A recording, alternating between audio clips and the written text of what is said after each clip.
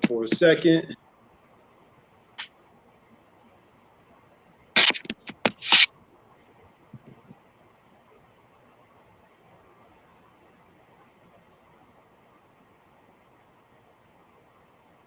All right. So good evening. If you're watching us live, welcome back. If you're here for our second show this evening, part two of our Thursday doubleheader, last week of Black History Month, February. So this is the DJ the Money Coach Financial Expert Series brought to you by the Seven Spheres of Money. Thank you for joining us once again. What's going on, DJ? Welcome back.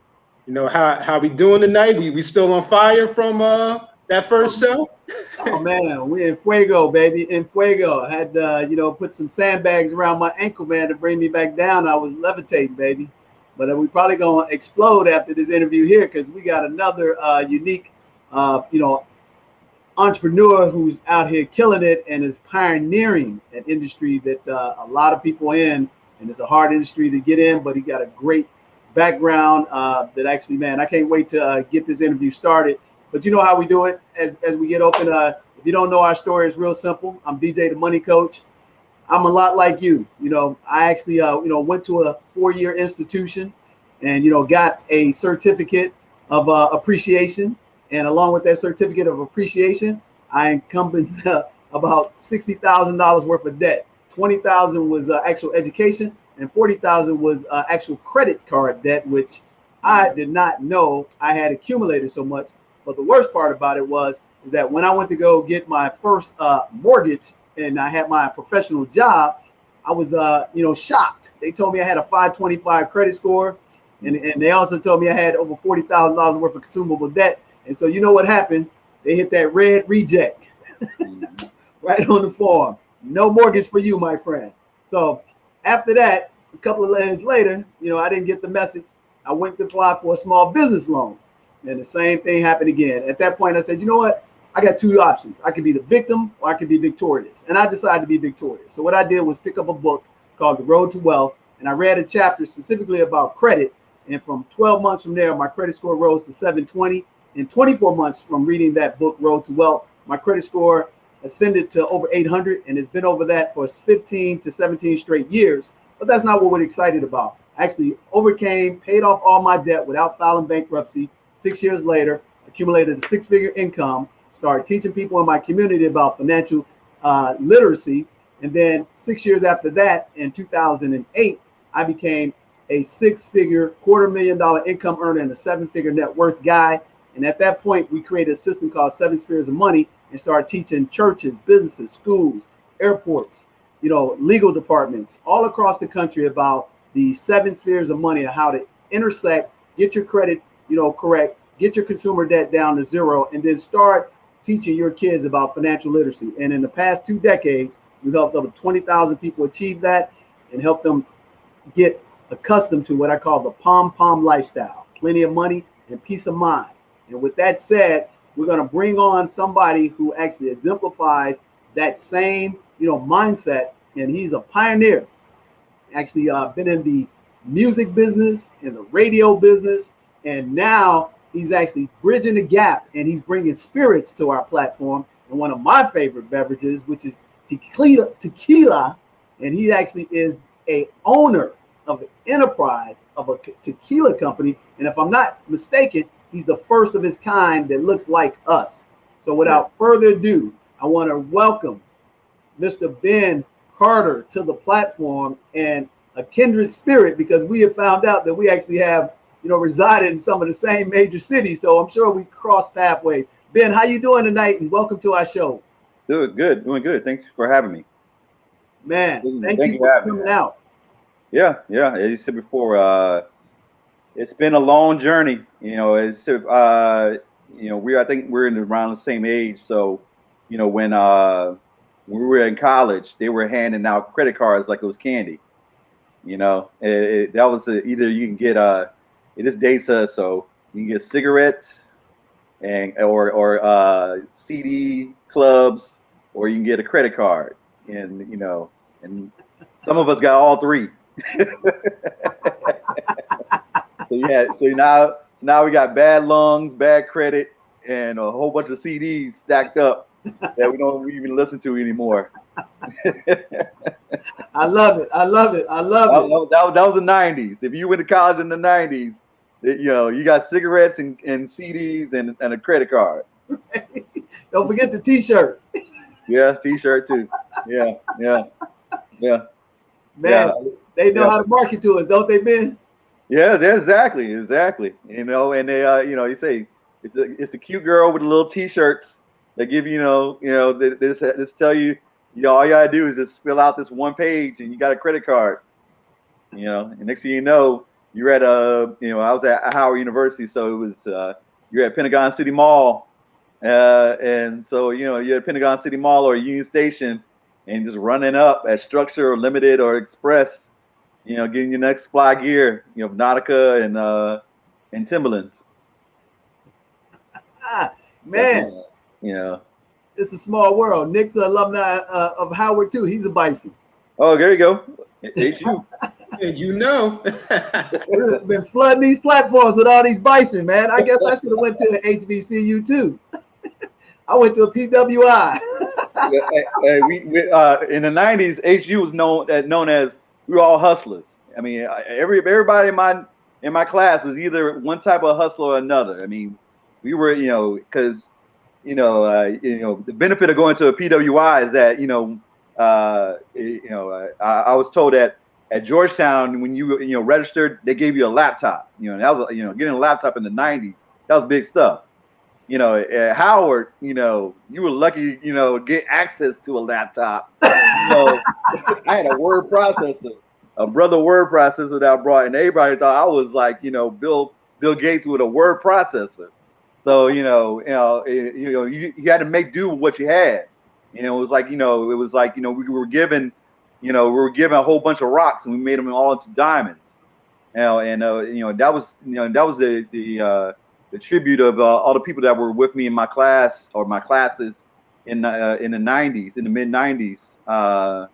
We had that hustler attitude, and it was you go out and you make your own.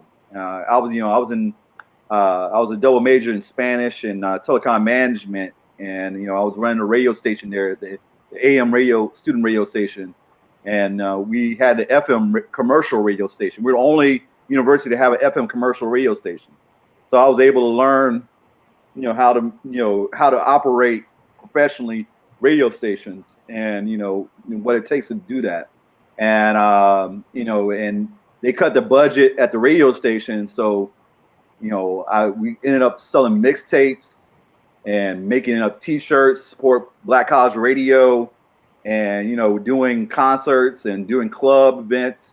It was just that's how Puffy did it when he was at Howard. So we had that model. It was like nothing's given to you. You just gotta take it. And then that was the mentality that was taught to me. No one's going to give you, no one's going to knock on your door and say, here's a 6-figure job. When you graduate from Howard. Even though we would like to think that we're the Harvard of HBCUs, let's be real. You still got to go out there and prove yourself, and you got to do your job 2.5 twice as good as your white counterparts to get paid 75% of what they're making.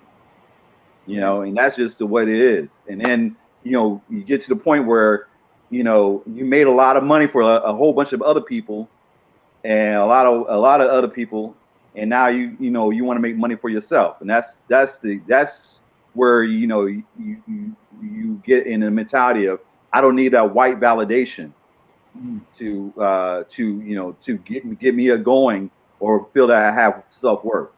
If my people love me and respect me, that's all that matters. Man, boy, Nick Ben jumped right in. I mean, we didn't get a chance to say, hey, man, how was your childhood? He jumped right in throwing haymakers.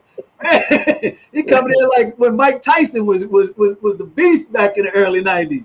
Hold up for a second, man. Go ahead. Let's get it. Let's get it. Hey, we say it's how we do. Straight no chaser, baby. Yeah.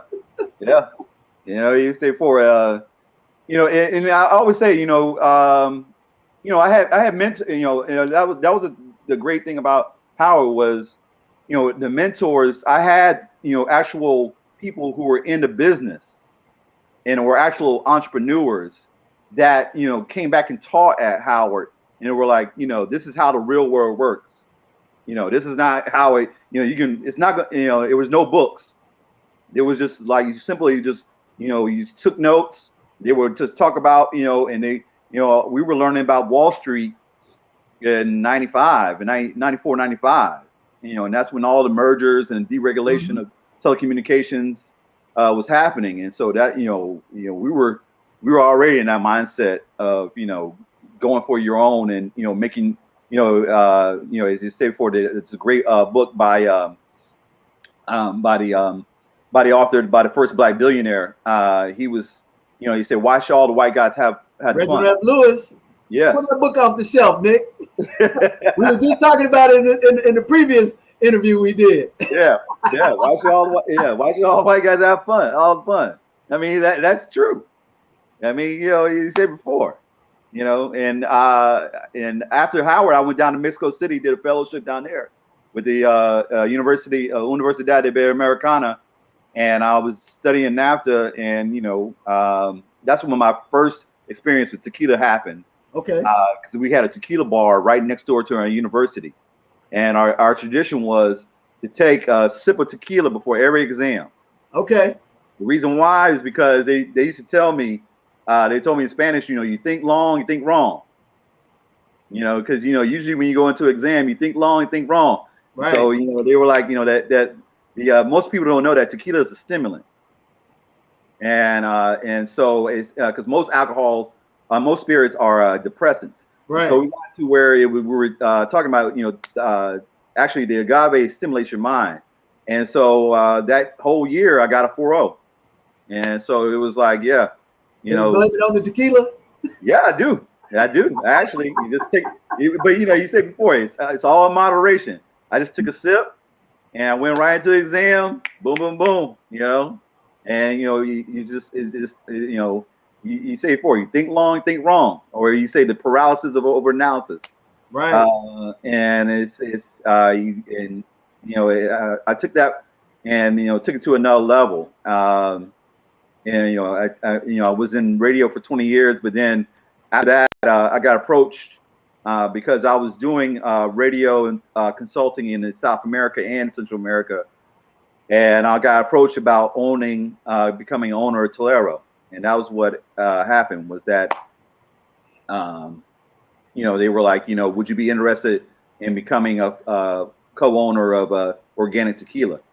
And I've had real tequila because I was in Mexico City. And the thing was, is that most people, you know, the tequila that you had, like with the Patron, the Herraduras, the Jose Cuervos, that's what we call tequila for gringos. Okay. Tequila for white people. Okay. You know, we pride ourselves at Talero that, you know, good tequila shouldn't taste bad. You know, most people shoot it. You're not supposed to shoot it. You're supposed to sip it like a wine. Right. You know, and so, you know, that's why our bottles come in a wine bottle. And so that's why. Hey, Dan, let me interject real quickly, because we didn't get a chance to get a proper platform to introduce the tequila. So hold for 1 second, if I may. Give me a little insight to, you know, who you were and what you were about when you grew up. Because we talked about, you know, high school, we talked about music and DJing, and then how that entrepreneurial, you know, bug bit you. Because I know it didn't bite you first at Howard. You had to been bit by it before, just like most true entrepreneurs are. My dad was an entrepreneur. Yeah. Give me a quick backdrop on when you were growing up in the Bay. Yeah, both my parents are psychologists, and of course, you know, typical San Francisco. You know, I mean, you can go out your door and hit 10 psychologists. But it was a special thing going on in San Francisco in the 70s, where it was black psychology. Dr. Henry Edwards, your folks know him? Huh? Your folks know Dr. Harry Edwards, or is it Harry Edwards? Of course, yeah, San Jose State. Right. But the guy that mentored my dad was Dr. Asa Hilliard. Okay. He was at San Francisco State, And actually, I did a study tour with him when I was senior in high school in Egypt. So I spent a month in Egypt. Oh, wow. Studying the the black contributions to Egyptian civilization.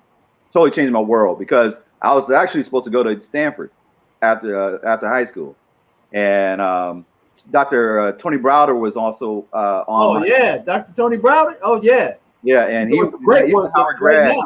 Yeah, so he was a Howard grad, and he was like, where you think about going to college? And I was like, well, I'm after that trip, I was supposed to go to Palo Alto and study at Stanford, and he was like, nah, man, you need to go to Howard, bruh. You've done the white private school stuff. So anyway, that changed my whole world, and that's why I went to Howard.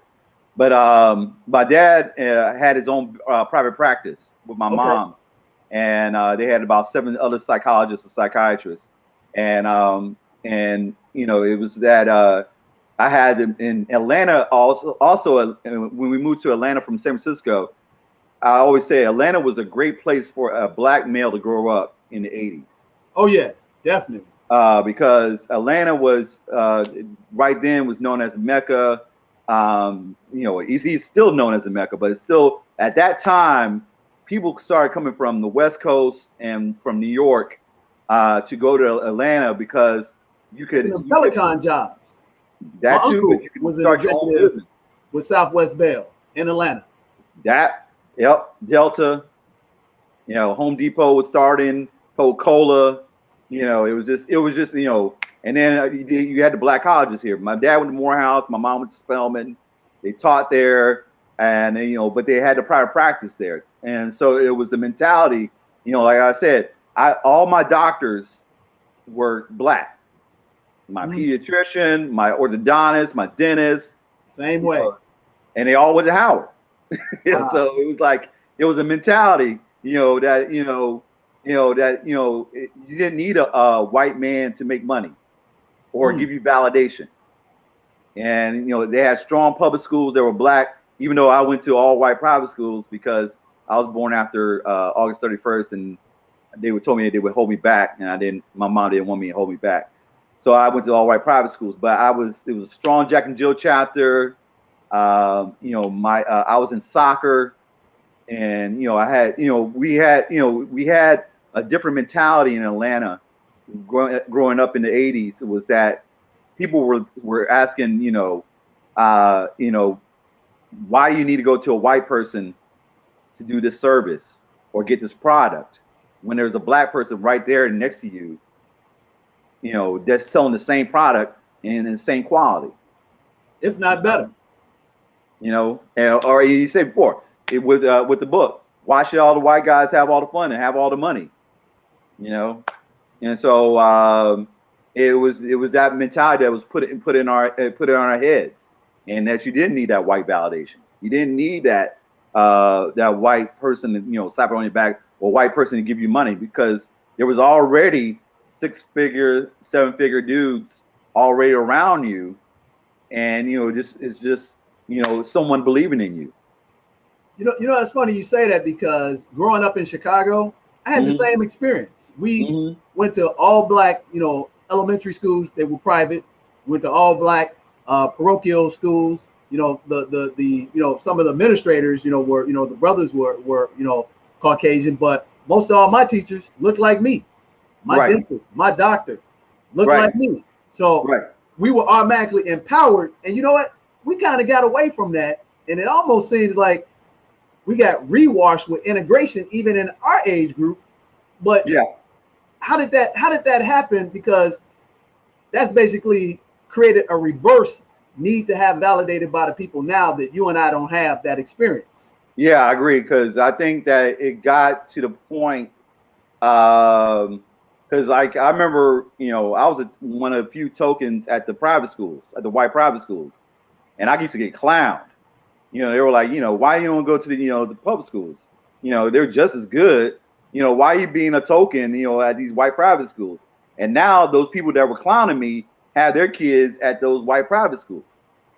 And that's just something that I always warned them. I was like, the white private schools did they were good in one way. They did prepare you for college and prepare you for like, that they give you, it did prepare you in one way to say like, don't, I always say that you just show their mediocrity. Mm. I said I went to school with a lot of rich, mediocre white people.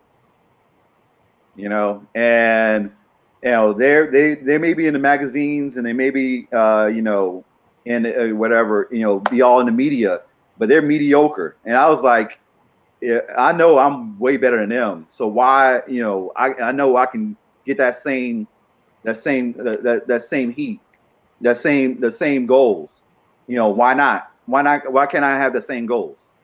Man, ain't that the truth? Because my second year of high school, I actually transferred to the #1 magnet school, which had predominantly, mostly it was in Hyde Park, Kenwood Academy. That was like a melting pot for what they try to create is a social environment that everybody kumbaya. It's kind of like being in California, of course. You know that. So as you said, being around them, I'm like, my mother be like, you got to be twice as good. I'm like, but these cats are not even average.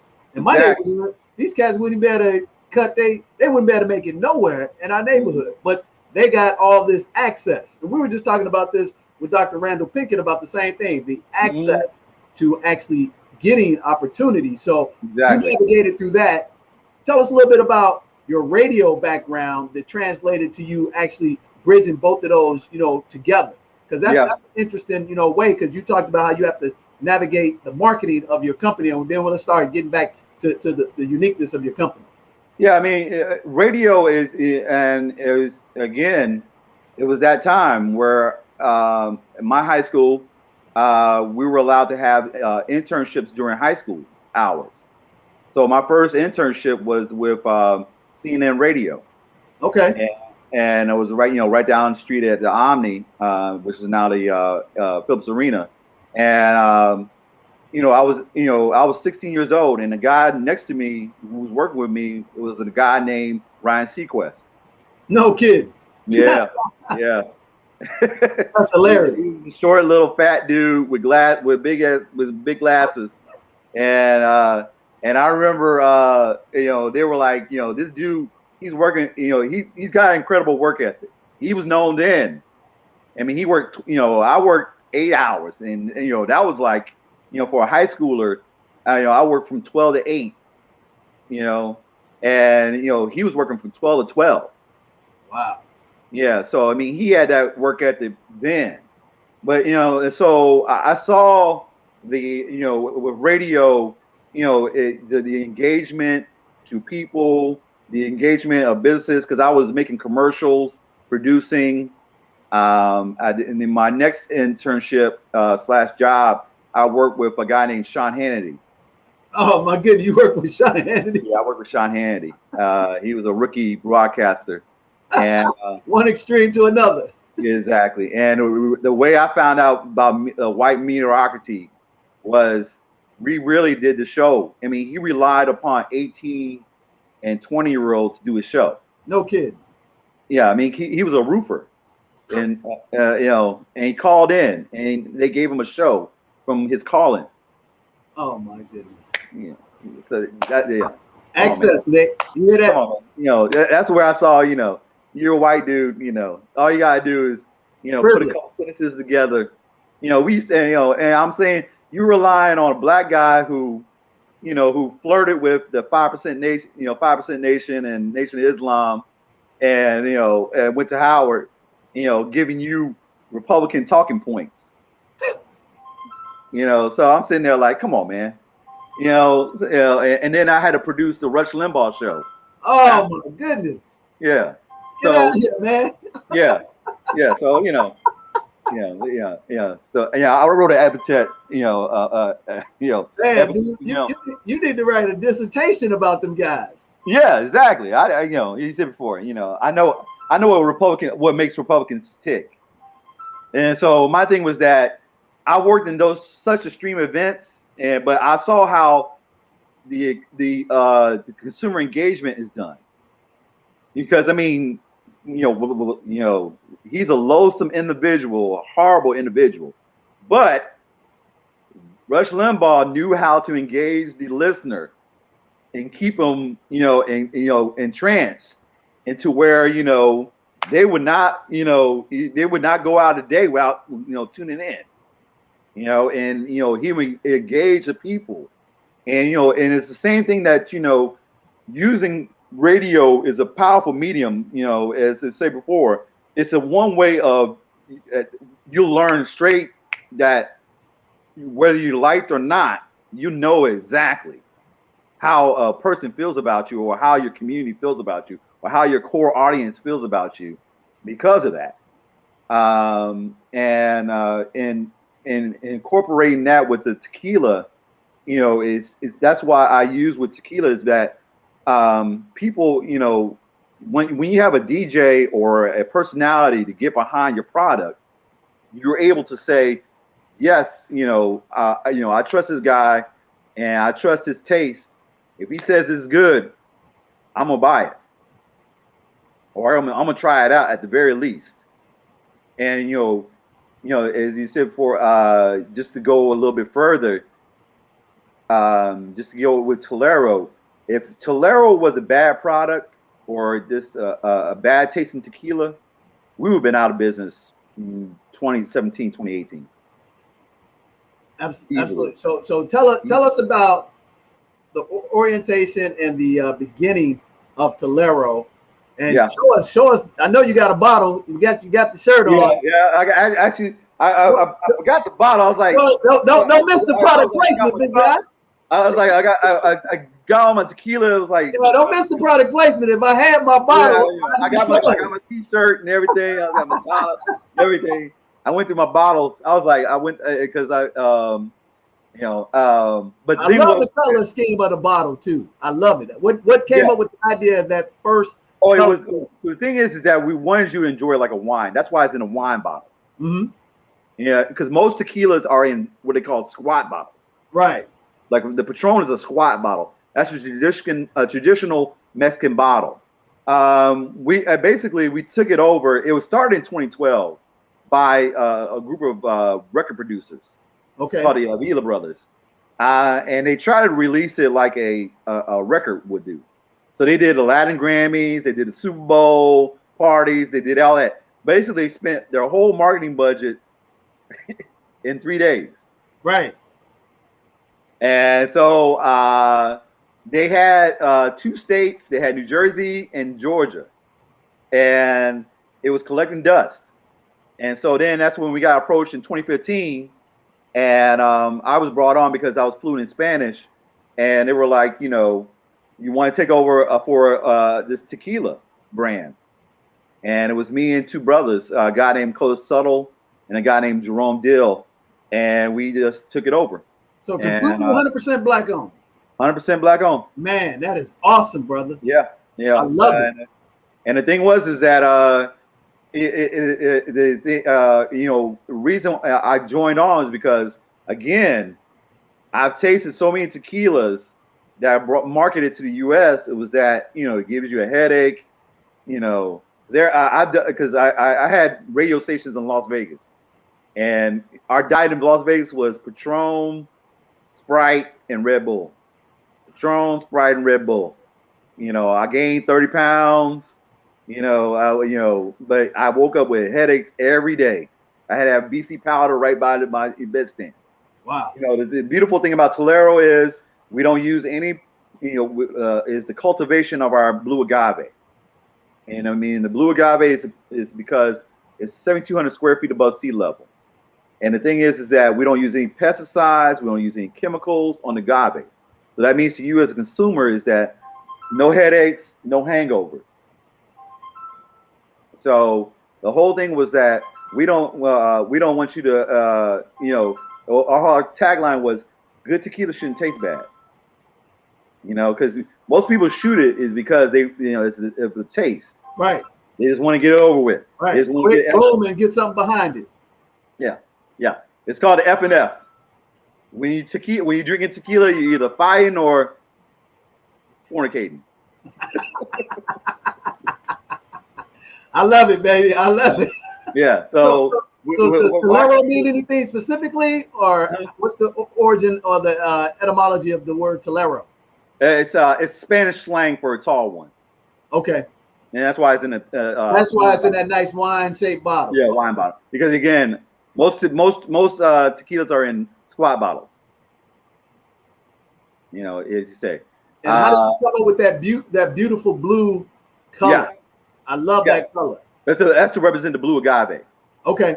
Yeah. So the blue agave. So you have the highlands and the lowlands, and so the highlands is the high altitude agave. Because most people don't know, Mexico is actually in a high altitude. So like when I was in Mexico City, when I got there, when I did my fellowship there, I had to call my mom back.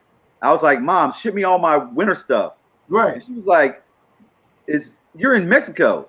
It's in June. I'm like, it's like San Francisco. And yeah, it's a mile high. So it was like 40 degrees. You know, I came down there with none but like tank tops and short sleeves and shorts. And I was like, Mom, ship me my stuff, my winter stuff, because it's cold as I don't know what here. And she was like, I don't get it. And I was like, Mom, it's a mile above sea level. And so, you know, it gets cold in Mexico. Most people don't know that. It gets cold in Mexico. Yeah, and so, you know, that's what it turns to, you know, blue. That's what the agave is. Okay. Yeah, and so it's a clean, crisp taste. And so we took it over in 2015. We launched it here in Atlanta at 2016. Okay. January 2016? January 1st. January 1st. Yeah, with DJ Salah, a guy I've known since high school. You know, he had this thing called Afrotopia, with him and DJ Kimmett. Who was also a Howard grad, and you know they're part of the what we call the Bohemian Soul or urban, you know, demographic, and we launched it with them. We did special drinks. That was January 1st, 2016, and then we haven't looked back. And so now we're getting to the point where we're in now 44 states, and we're going to be in 5 countries starting in May. So how did you get into the airports? Because that's where you and I through the fellowship, because we're both members of the Airport Minority Advisory Council. So tell me that story, and because I just joined, you know, over a year ago, but you've been involved longer than that. Well, basically 6 months before you. Oh, okay. Yeah, because you know, and that's the thing is that's how, you know, my business is a closed business. That, you know, the airport is even more of a closed business. Right. Yeah, and so the thing is that I got with the airport concessionaires, AMAC, you know, the Airport Minority Association of Minority Airport Concessionaires, and I went to the LA conference in 2019, right, in LA. That was the last one before the pandemic, right? The last big one before the pandemic shut down the conference, because I was supposed to participate as a vendor or a speaker at the major conference in June last year. Right. Oh no, that was 2019. Oh, okay, 2019. I'm sorry. So 2019, we had it all laid out, right? And so then, you know, I got with the concessionaires. You know, there's really big, only like 3 or 4 concessionaires, and they're of course all white run. The only ones that are black run are Concessions International, Global Concessionaires, and that's it. Oh wow. The big ones, HMS Hose, SSP, all of them, they're a white run. Even the Hudson Group? Huh? Even the Hudson Group too? Yes. Oh wow. Okay. Yeah, they got taken over by a white group. So I mean, okay. Man. Yeah. So that's what I said. So the one I went to in Denver, that was March, the first week in March of 2020. Okay. I had signed like 4 major contracts. Then what happened? Wow. Pandemic happened. Yeah, so I came on board in April. Yep. So they shut everything down. I had a speech. It was supposed to be speaking at the June conference. Right. Everything ixnay. Right. Yep. And so the thing about the the pandemic, one way, the thing about spirits is that liquors, more people drink when they're down. Right. And go to movies. Yeah. So actually, the sales of our Talero picked up at the liquor stores. Okay. Because the clubs and bars and restaurants, of course, were all closed down. And we had tentative deals with TGI Fridays, PF Chang's, and all that, and that was all put on the side and put on hold. And so, but our restaurants went up. Our liquor stores went up. And then I came up. We met up with a guy who could do online delivery service to homes. To Drink, the drink company, Drink that app, the one that's blowing up. Yep. It's basically it was a third party of Shopify, Shopify.com. Okay. And so because Georgia has signed a mandate that you could deliver to your home spirits, because before that you couldn't. Right. It was all just wine. And so we had in our minds to take the spirits, deliver it to your house, and basically, bypass the distributor. Because the reason why liquor was started, let's just go back. It's just a historical lesson. The liquors were started by whom? By bootleggers back in the hills. In the mafia. Oh, you talking about with the mafia tie-in? Yeah. Yeah. The mafia basically. Prohibition. The mafia they started the whole liquor distribution. Right. What they call them the speakeasies. Keep going. Yeah. Bootlegging. Yeah. And then when Prohibition ended, basically the government took over and just basically made it into the bigger mafias. Right. And the thing is that what's challenging to Black and minority spirits owners is that it's a white boys club. It's really a white boys club. It's heavy capital intensive. You need to have a lot of money. Well, in this model of using distributors, that's why we started using it online. Right, cut them completely out. Yeah, because people will tell you, "All right, you're in Texas, right?" They're like, "Okay, I can't get you in Texas, so you would have to go and beg the 2 or 3 distributors in Texas to carry you, and to carry you, they'll ask you, well, how much you gonna put behind marketing?" So usually for a state like Texas, they're not going to get out of bed and they're not going to push a product unless you put in $750,000 to $1 million behind their marketing budget. And so how many of you know it can put? And that's just one state. Right. Okay. So read you out. You want to get Florida, New York, Texas, Illinois, Cali, Georgia, just and New York and New Jersey and Maryland, DC. That's 10 million you're looking at.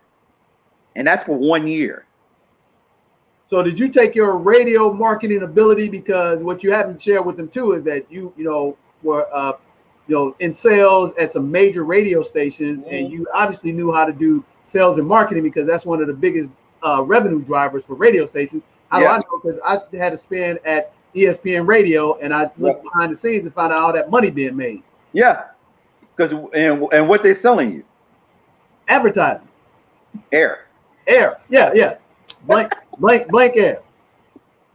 It's you're selling a concept. Right. All advertising is just an invitation for you to try the product.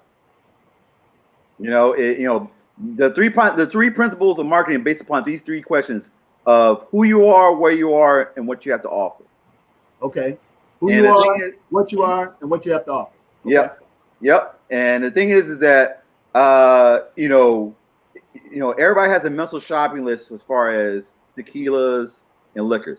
Because when you go into a liquor store, most people are not going to go, they're not wine people. They're not going to say, "Oh, what's new for this month?" Or, "Do you have a new wine?" When they want to go get liquor, when they want to get a tequila, they want to get rum, whiskey, or cognac, they already know. Hennessy, Patron, Bacardi, boom. That's it. I want to get in, get out. So the thing is that you got to have it where you're putting on the mental shopping list. Now, that usually requires a large amount of money. My thing was that I want to do it cost efficiently and cost effectively. And my thing is using the DJs is because, DJs became, part of, way background radio. Because they're the Pied Pipers of the community. Yeah. They were now, yeah. These used to be the pillars of community. If you wanted to have something going on, you would go to the DJ and hopefully get behind it. Just like James Brown did. But then my thing was that when the pandemic happened, the lockdown started happening, and the clubs were closing. You started seeing D-Nice. You started seeing guys on Twitch and Zoom, and so they started having Zoom parties. Yep, Jazzy Jeff too, big time. Jazzy Jeff, yeah, I love Jazzy Jeff. Jazzy Jeff, all those guys, they were making, the killings because people were just subscribing to them, and and they were getting, they were getting their music because people wanted to hear music to keep them up, and they didn't want to hear all that corporate, advertisements and have to wait, and keep changing. They got, and hopefully they would get their song played. If not, they would, that's the beauty about the Twitch, the Zoom, and everything. I was able to, talk to certain DJs, give them a couple bottles, give them a couple T-shirts, and do a couple bottle giveaways, and then that was it. Wow, man, we're so resourceful and resilient that we turn lemons into lemonade all the time, and can't nobody compete with us on that level. Nick, what year did you graduate, Howard? Oh man, I'm the folks call me a baby Bison. I just graduated in 2013. Oh yeah, you baby, yeah. yeah. He still got milk on his breath. Yeah, that was what I said. I had 3 presidents in 4 years at Howard. You had what one president? So we had to deal with budget cuts.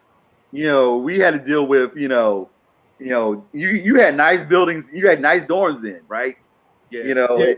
It was actually 2 presidents. We had nicer dorms than what you had, and then is now their dorms are nicer than ours. Right, that's what I'm saying. So I was like, and so I was like, I had that mentality, like you said before, when the pandemic happened, that was just like, oh well, that took me back to my junior year when they cut the funding for the radio station, and then I was like, okay, let's sell mixtapes, let's sell T-shirts. I got like 6-7 DJs that I can make mixtapes and sell it at $10 a piece. Next thing you know, I'm making $1,000 a week. $1,000 a week in 1995, 96. Oh man, that was like 10 grand. Come on, man. Come on, man. Your pockets are full. Everybody wanted to kick it with you. Right. And then plus, I got free CDs, and then we got clubs, and then I'm going to the Bullets. Yeah, that dates me. I'm going to the Washington Bullets games, so it's just like it's just a whole different mentality because you can't just sit there and whine and cry, and you got to do something, and the thing is that it's still it's a daily struggle about getting your credit right. That you said before. You said before.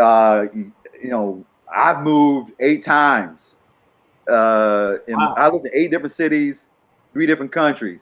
My credit, depends on which kind. It's been a 5, it's been a 7, it's been an 8, been a 5. It's a roller coaster. Hey, if the cash flow coming in at the end of the day, it don't matter.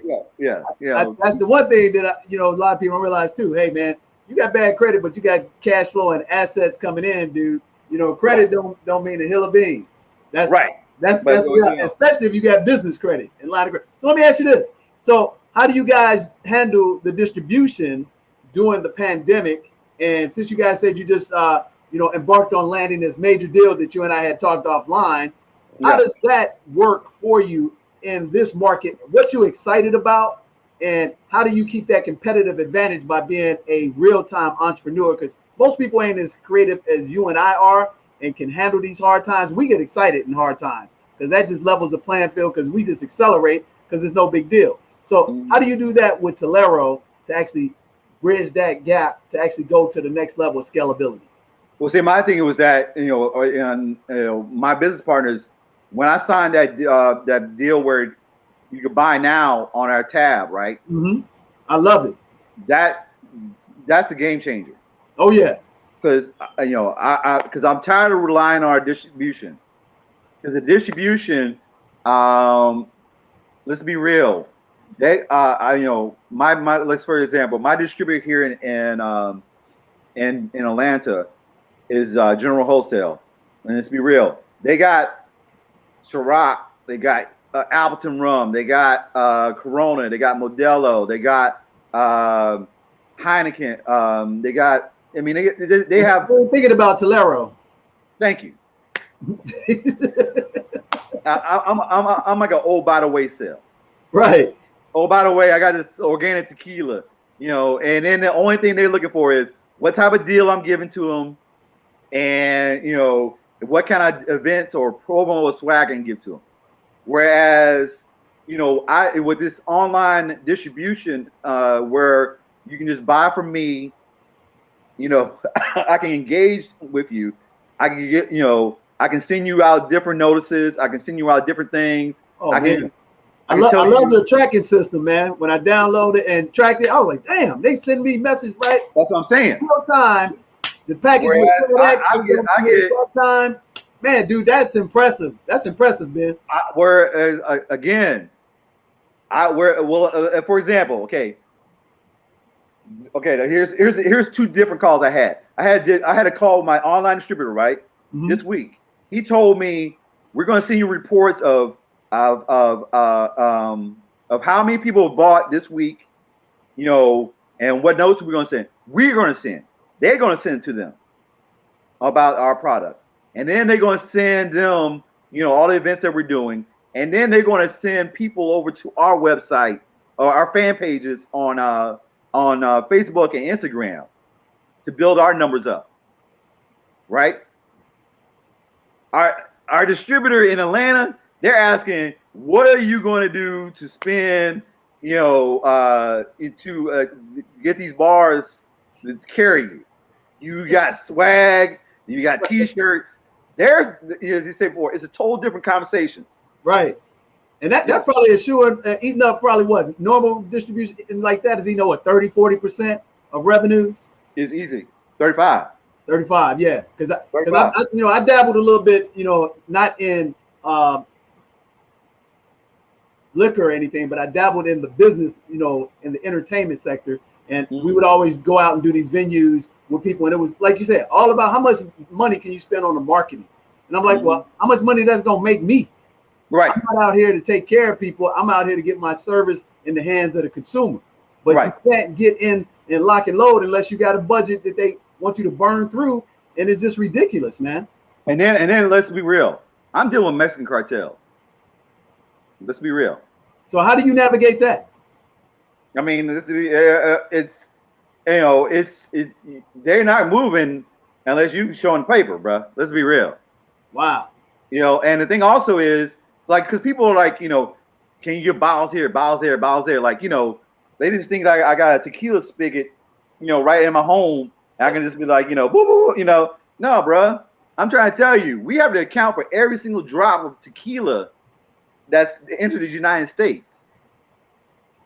And the thing is that, So do you have to front load your inventory for a certain amount of time? Yeah, of course. You do have to set aside 10 to 15% automatically, just for sampling and just giveaways.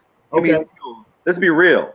And that's the thing also is that you're going to operate at a deficit for the first 3 years. Okay. If you think you're going to get into the in the spirits game, thinking that you're going to make hand over money and fist over money, the way you get to that level, you're going to have to go broke for the first 3 to 4 years. Okay. Let's be real.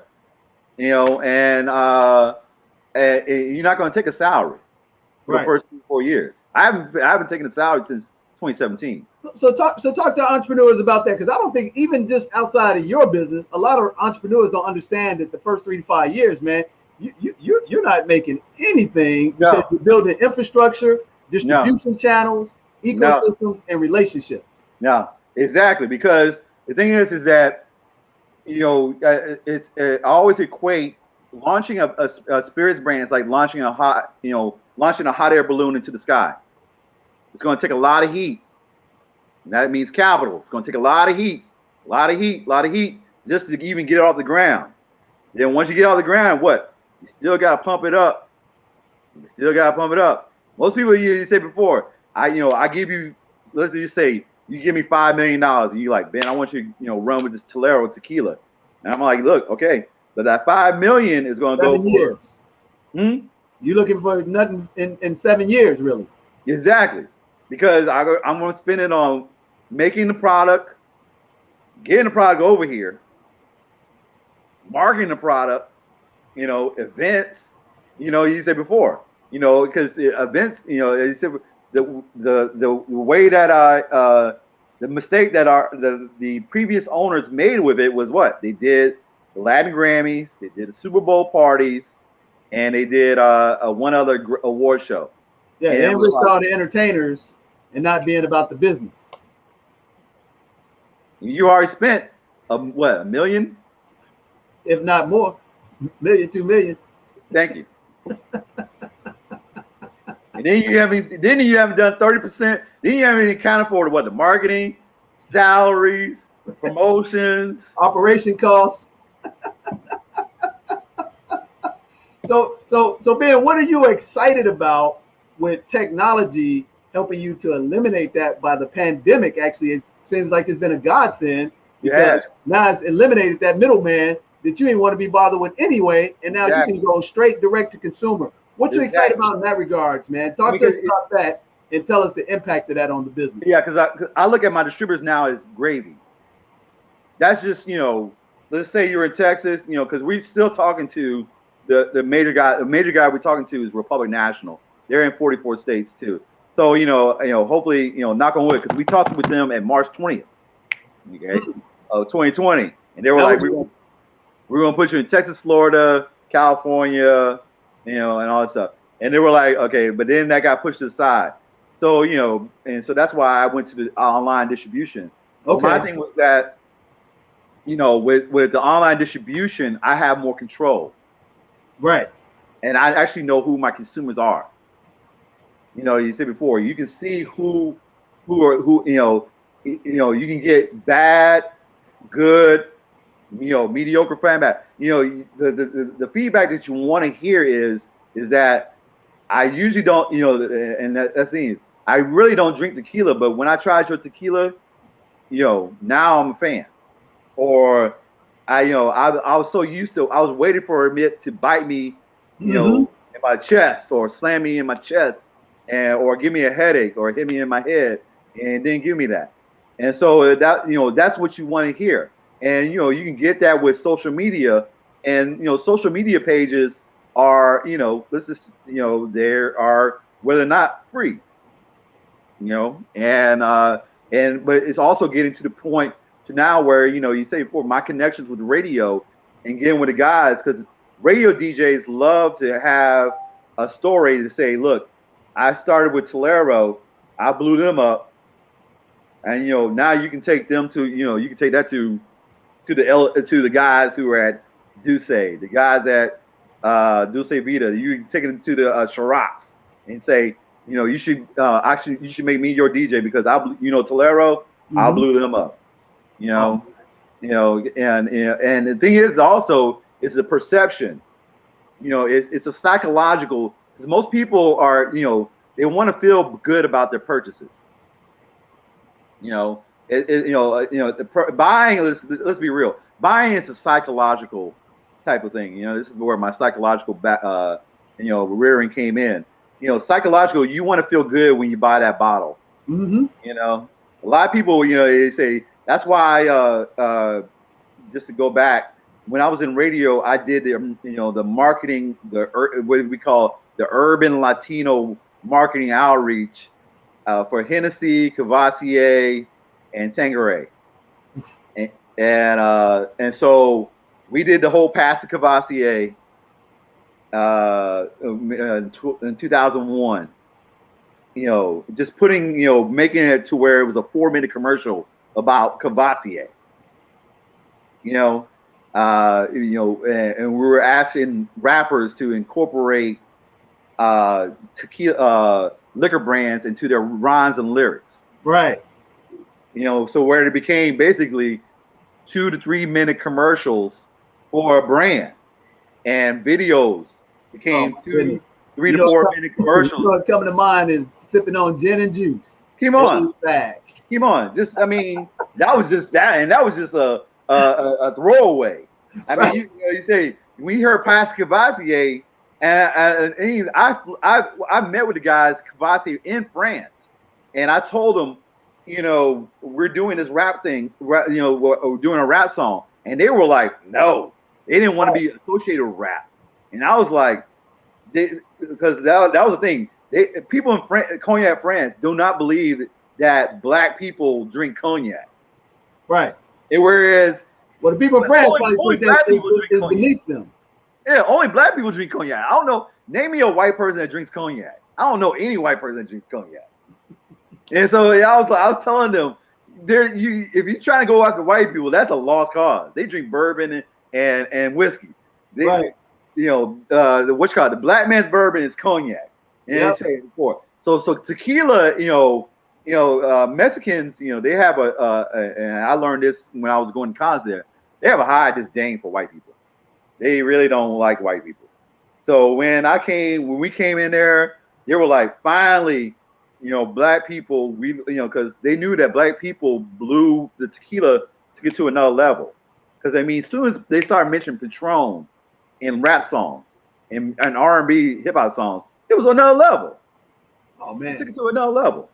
But that Cuervo, everybody was talking about that Cuervo. It was like, it took it to another straight level. Garbage. Yeah, thank you.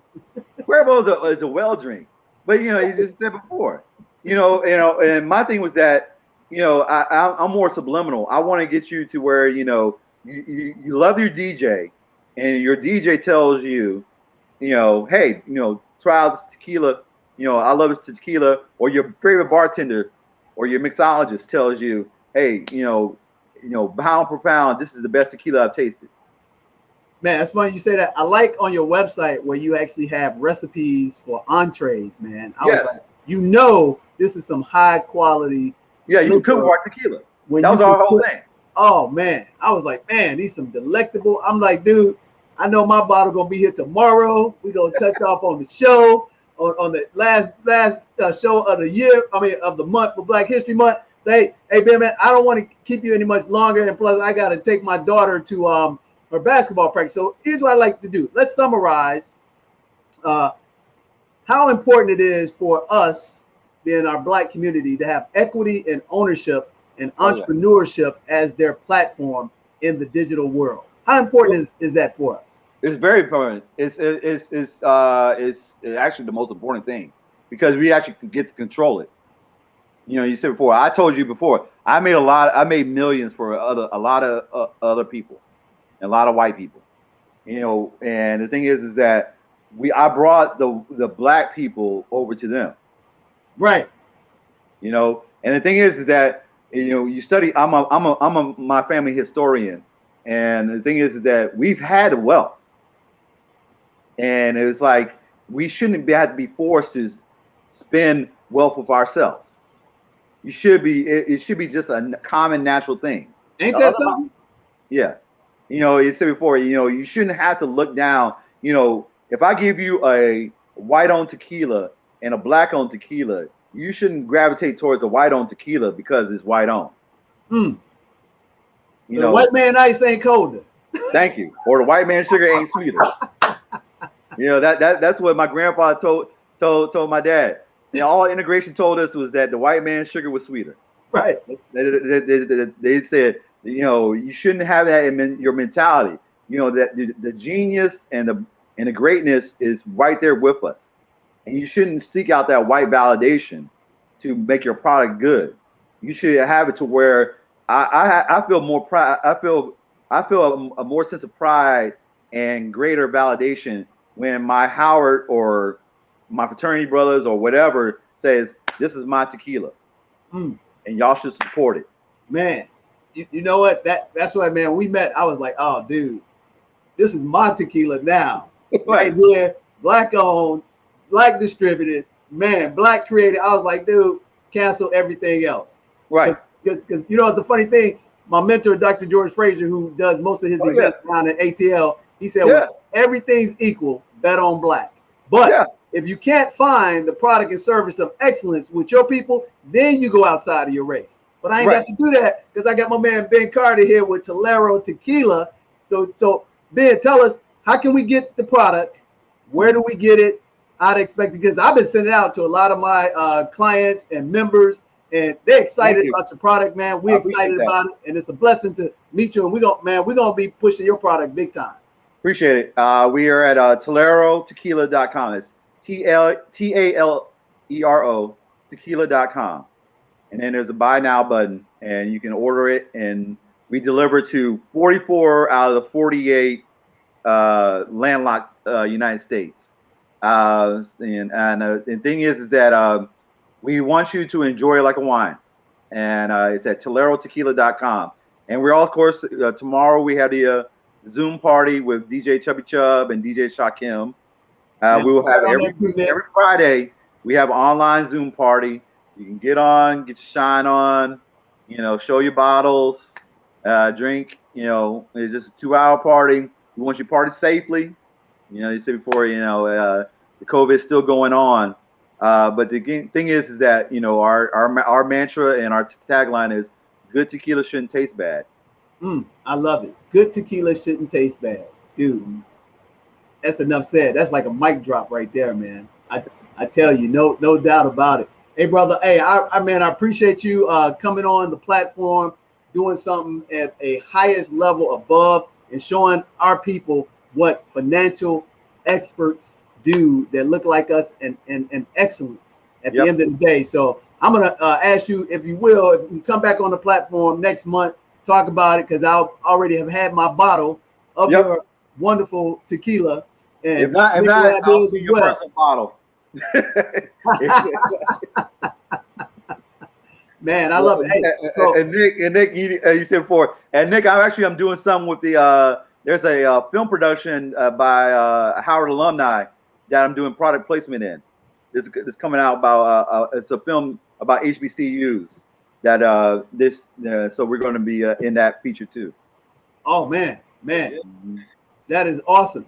And we always end our show this way, Ben. So we get Nick to give us a summarization what he learned, and then we take it out, and then we thank people for coming to our show, man. Nick, so what'd you get out of this wonderful experience? And unbeknownst to me, you guys are alumni. Man, 3 degrees of separation. I love it. Yep. Yeah.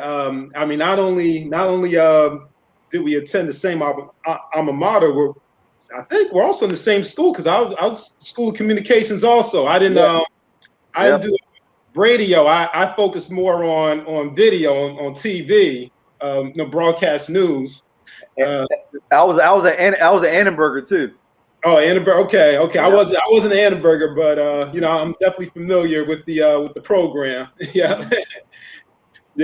But what I love about your story is not only did you emphasize the importance of ownership and entrepreneurship, especially intergenerational within your family, but you also have that consciousness to go along with it. So you're promoting ownership and entrepreneurship while also maintaining your integrity and your values as well. Because a lot of us that look like us, they have the entrepreneurial mindset, but they sell out their people, at the same time. But with you having that foundation, that prevented that from happening with you.